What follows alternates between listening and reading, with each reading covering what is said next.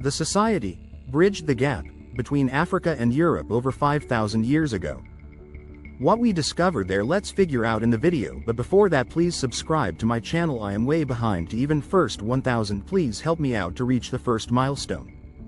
Remains of 5,000-year-old farming society as large as ancient Troy discovered in Morocco. The society bridged the gap between Africa and Europe over 5,000 years ago.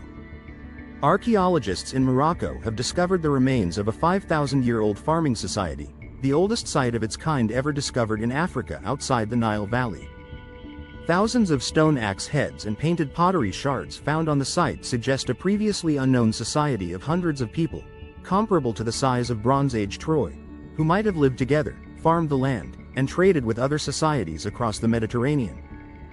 The archaeological site of Oued Bet in northern Morocco was uncovered by French colonists in the 1930s.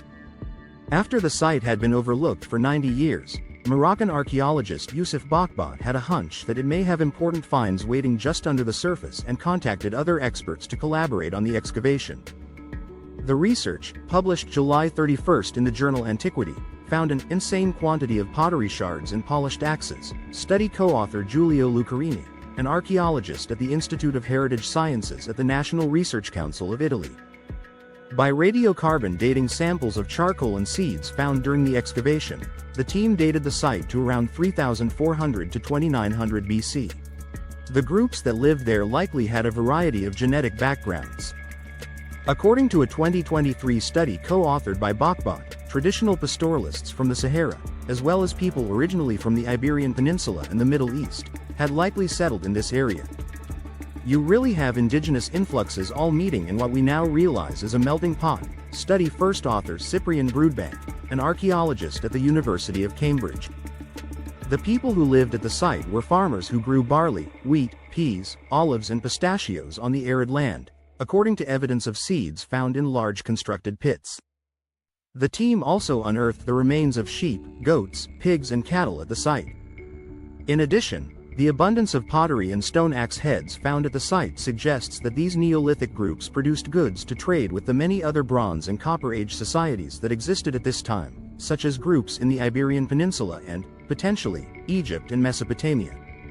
Other studies have shown the presence of ivory and ostrich eggs in Europe during this time, but until now, archaeologists didn't have evidence suggesting which societies in Africa could have provided these goods to Europe. Archaeologists had long assumed that, much like sub-Saharan Africa at this time, North Africa was inhabited primarily by hunter-gatherers and pastoralists, nomadic people who followed the path of grazing lands for their livestock. And while stationary farming-based societies during this time period had been found all over the rest of the Mediterranean, North Africa had been overlooked as an archaeological source.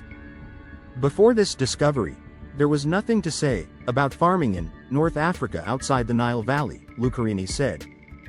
What we're doing here is not plonking down a single farming society into a pastoral world, Broodbank said. We're actually showing that this part of the world has gone fully Neolithic, that this is part of the big world of farming. We've just found the tip of the iceberg. I hope you like this information. Please subscribe to my channel if you haven't already. Thanks for watching.